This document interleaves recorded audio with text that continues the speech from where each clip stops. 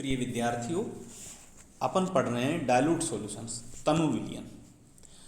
दो या अधिक यौगिकों का एक सममांग विसरण विलयन कहलाता है।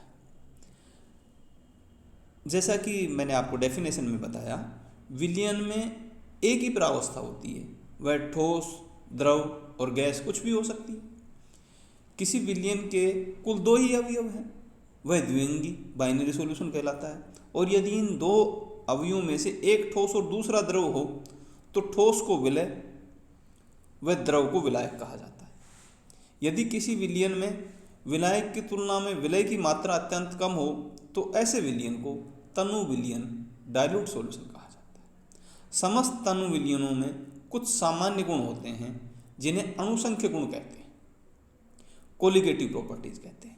अभी अपन इन्हीं को पढ़ेंगे, अणुसंख्य गुणों को ही। तनु विलयनों में कुछ ऐसे गुण होते हैं जो विलयन में विद्यमान विलय के कणों की संख्या पर निर्भर करते हैं। उनकी प्रकृति चाहे कुछ भी हो, अर्थात उनके गुण विलय की घुली हुई मात्रा पर निर्भर करते हैं। उनकी प्रकृति पर नहीं, ऐसे गुण जो पदार्थ की मात्रा या कणों की संख्या पर निर्भर करते हैं, उनकी प्रकृति पर नहीं करते, अणुसंख्य गुण या कोलिगेटिव प्रॉपर्टी कहलाती है। मतलब बेटा, अपने को उसके नेचर से मतलब नहीं है, उनके नंबर से मतलब है।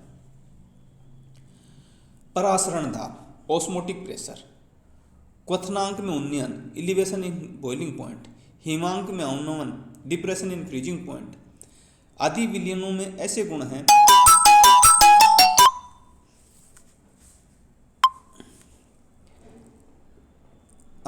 जो विलय पदार्थ के कणों की संख्या पर निर्भर करते हैं।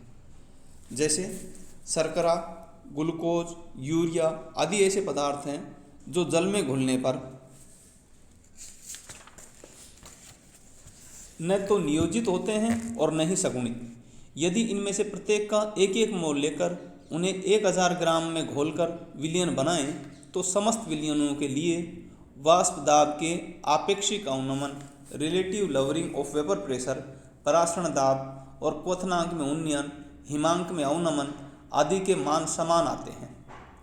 कारण इन सब पदार्थों की प्रकृति चाहे कुछ भी हो, लेकिन इन सब विलयनों में पदार्थ के अणुओं की संख्या बराबर है और वो संख्या मोल नंबर के बराबर है 6.023 × 10⁻23 एवोगैड्रो संख्या, क्योंकि प्रत्येक पदार्थ का एक एक मोल लिया गया था।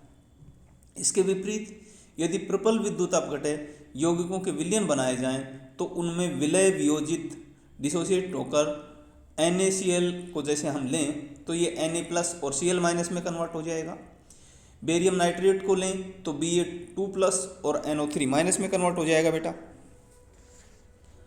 इन यौगिकों के विलयनों में कणों की संख्या अधिक हो जाएगी, फलतः इन विलयनों के लिए उपयुक्त गुणों के मान भी बढ़ जाएंगे।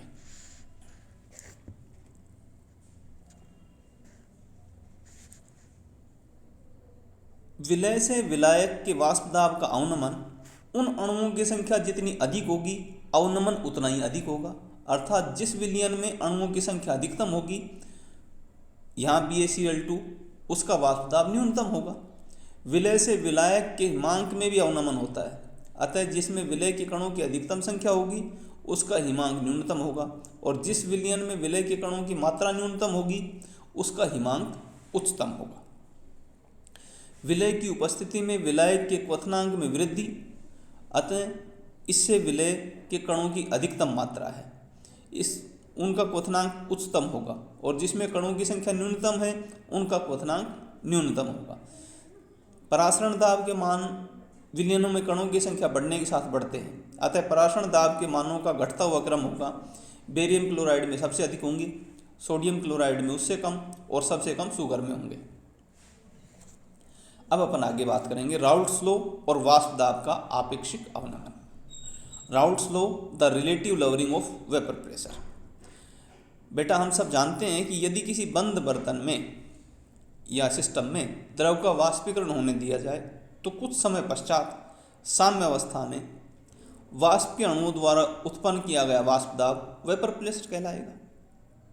एक पात्र लेते हैं जिसमें पार्श्व से एक मैनोमीटर लगा हुआ है, जैसा कि मैंने चित्र में आपको दिखाया है। इस पात्र को निर्वात करके उसमें एक शुद्ध वाष्पशील द्रव भर देते हैं, ताप T स्थिर रखते हैं। साम्य अवस्था में मापा गया दाब शुद्ध विलायक के वाष्प दाब के मान P0 के बराबर होगा। यदि इस पात्र में शुद्ध विलायक के स्थान पर उतना ही आयतन किसी विलयन का लिया जाए जिसमें अवाष्पशील विलय घुला हुआ हो, तो हम देखते हैं कि साम्य अवस्था पर इस विलयन का वाष्प दाब PS आता है, जिसका मान शुद्ध विलायक के वाष्प दाब P0 से कम है। अर्थात विलय पदार्थ आ जाने से विलयन के वाष्प दाब में आपेक्षिक अवनमन relative lowering in vapour pressure हो जाता है, जैसा आपको इस डायग्राम में दिख रहा है।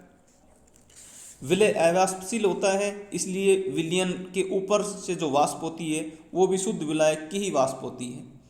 विलयन में विलय की 1 मोल फ्लक्स बढ़ाने के साथ उसका वाष्प दाब कम हो जाता है।